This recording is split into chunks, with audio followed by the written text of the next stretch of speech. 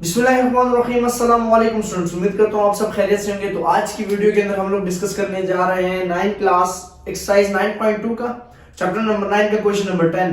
जो मैंने पहले भी इसके ऊपर वीडियो बनाई थी, लेकिन वो सारी एक्सरसाइज के ऊपर मुश्तमिल थी। तो अभी अलग वीडियो बनाने का मकसद ये है कि ये बड़ा इंपॉर्टेंट क्वेश्चन है। अक्सर पेपर के अंदर ये क्वेश्चन आता है, इस तरह का कॉन्सेप्ट आता है जो स्टूडेंट्स थोड़े बहुत कंफ्यूज हो जाते हैं। तो मैं एक आसान से मेथड से ये क्वेश्चन सॉल्व करना सिखाऊंगा। बहुत ही इंतहाई आसान है, आपके सिर्फ 2 से 3 मिनट मुझे चाहिए। ये क्वेश्चन आप लोगों का सॉल्व हो जाएगा और 4 नंबर आप लोग हासिल कर लेंगे, ठीक है।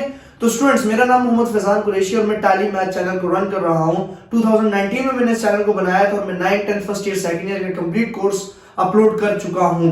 अभी भी फिलहाल थोड़े बहुत एक्सरसाइज रहती है वो कंप्लीट कर रहा हूं, लेकिन साथ साथ मैं इंपॉर्टेंट क्वेश्चंस के ऊपर भी वीडियो बना रहा हूं। तो अब मेरे चैनल को लाजमी फॉलो एंड सब्सक्राइब कर दीजिएगा, ठीक है। अब हम आते हैं अपने टॉपिक की तरफ। देखिए स्टूडेंट्स, इंतहाई आसान ये क्वेश्चन है, इंतहाई आसान। आप लोगों ने बस थोड़ा बहुत दिमाग रखना है, आपको समझ आ जाएगी, ठीक है। देखिए क्वेश्चन को समझना बड़ा इंपॉर्टेंट है। अगर आपको क्वेश्चन 100/100 समझ आ जाए तो आप इजीली उसके आंसर को डिफाइन कर सकते हैं। देखिए वो पूछना क्या चाहता है कि find the length of the diameter of the circle. हमने क्या करना है, फाइंड द लेंथ। लेंथ कहते हैं फासला, ठीक है। हमने फासला मालूम करना है। डायमीटर का, डायमीटर क्या होता है ये भी समझाता हूं।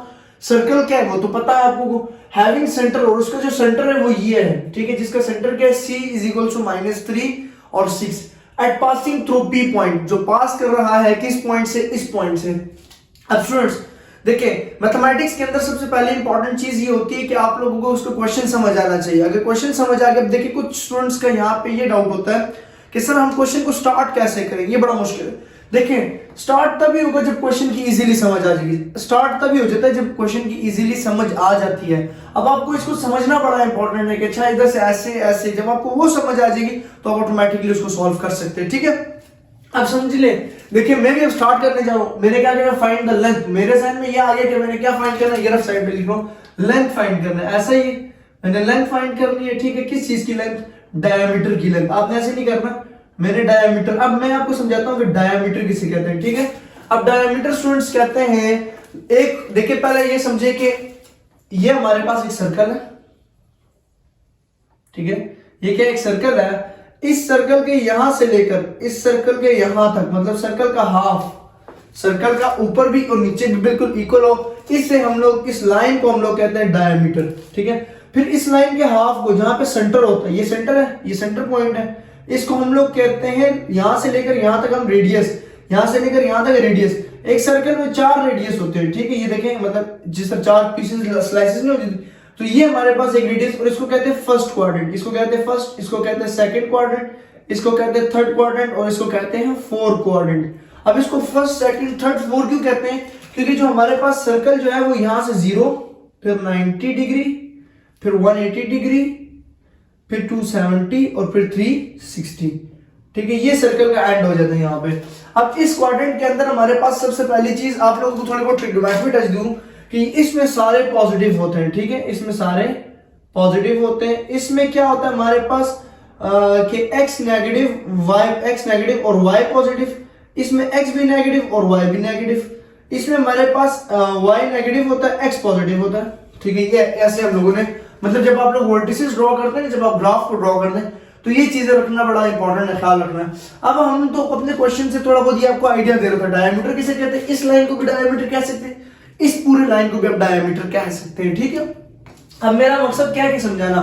अब हम अपने क्वेश्चन की तरफ आते हैं। वो मैं कहता है कि लेंथ फाइंड करो। एक सर्कल है, ये एक सर्कल है, ठीक है। इसके इर्द गिर्द एक हमारे पास ये सेंटर पॉइंट है, ठीक है। थोड़ा परफेक्ट नहीं बना हुआ, लेकिन चलिए ये एक सेंटर है, ठीक है। और सेंटर पॉइंट के C हमारे पास जो -3 और 6 है। अब कहीं से भी आप एक लाइन को ड्रॉ कर ले जो रेडियस हो, ठीक है। मतलब चाहे आप इसको रेडियस कह ले, ये P पॉइंट होगा, चाहे फिर आप इसको रेडियस कह ले, P पॉइंट। लेकिन फिर फर्ज ये है कि ये लाइन फिर स्ट्रेट जानी चाहिए, मतलब अगर यहां से तो यहां से यूं आना चाहिए इसको, तो इसको हम डायमीटर कहेंगे, ठीक है। लेकिन आप P पॉइंट को 0 से ही स्टार्ट कर ले तो अच्छी बात है, ठीक है। फॉर एग्जांपल ये P पॉइंट है, P पॉइंट हमारे पास 1 और 3, और यहां तक आ गई ये सर्कल है हमारे पास, ठीक है। अब सर्कल के C -3 और 6, ठीक है, -3 और 6, तो P से C ये हमें एक रेडियस गिवन है। हमें क्या गिवन है, रेडियस गिवन है। अब सिंपल से हम लोगों ने क्या फाइंड करना है, डायमीटर। अब डायमीटर फाइंड करने के लिए आपको एक फार्मूला बता दूं कि आपके पास जब रेडियस गिवन हो ना, जब आपके पास क्या गिवन हो, रेडियस गिवन हो, ठीक है। आपके पास जब रेडियस गिवन हो तो आप लोगों ने रेडियस फॉर एग्जांपल 2 है, मैं कहता हूं रेडियस के मेरे पास 2 है, ठीक है। आपने डायमीटर मालूम करना तो 2 को मल्टीप्लाई कर दीजिएगा 2 के साथ, तो आपके पास 4 ये डायमीटर आ जाएगा, क्योंकि डायमीटर दो रेडियस के मिल जाने से डायमीटर बनता है। ये देखें, दो रेडियस के मिल जाने से डायमीटर बनता है। यहां से लेकर यहां तक रेडियस है, यहां से लेकर यहां तक रेडियस है, इन दोनों के मिल जाने से रेडियस बनता है, डायमीटर बनता है। फॉर एग्जांपल इस रेडियस की जो वैल्यू है वो 3 है और इस फिर ये 3 है, तो अब इसकी भी क्या है 3 है, ठीक है। तो 3 + 3 6 और 3 × 2 6। अब मान लो इस डायमीटर की वैल्यू 4 है और इसकी भी 4 है, तो 4 + 4 8, तो 4 × 2 8, तो बात वहीं पे आके खड़ी हो जाती है, ठीक है। अब हम लोगों ने क्या करना है कि हमारे पास सर्कल की जो वर्टिसेस है वो गिवन है, ये वर्टिसेस है, ठीक है। अब वर्टिसेस को पहले क्या करना है कि अगर इसके ऊपर मैं डिस्टेंस फार्मूला लगा दूं तो यहां से मेरे पास डिस्टेंस आ जाएगा। तो मैं डिस्टेंस फार्मूला क्या होता है मेरे पास, कि मैं आपको लिखवा दूं यहां पे x2 - x1 का whole square plus y2 - y1 का होल स्क्वायर। अच्छा, ये मॉड भी और ब्रैकेट, मॉड इसलिए ये ताकि अंदर कोई नेगेटिव वैल्यू ना बचे। अगर नेगेटिव वैल्यू होगी तो वो फिर हमारे पास कॉम्प्लेक्स इक्वेशन बन जाएगी, ठीक है। अब हम लोग किस चीज का मालूम कर रहे हैं, डिस्टेंस c और p का। तो c और p के ऊपर क्या है x2, इधर क्या x2 1 और -3, तो ये आ गया 1 + 3 होल स्क्वायर प्लस 3 - 6 का होल स्क्वायर, फिर cp 4 का होल स्क्वायर -3 का होल स्क्वायर, ठीक है। फिर cp 16 + 9, फिर cp 25। तो इसका जो फाइनल, अब ये cp जो है ये तो परफेक्ट स्क्वायर है ना, मतलब cp mod √ परफेक्ट स्क्वायर, तो 5 का whole square, square radical cut जाएगा 5।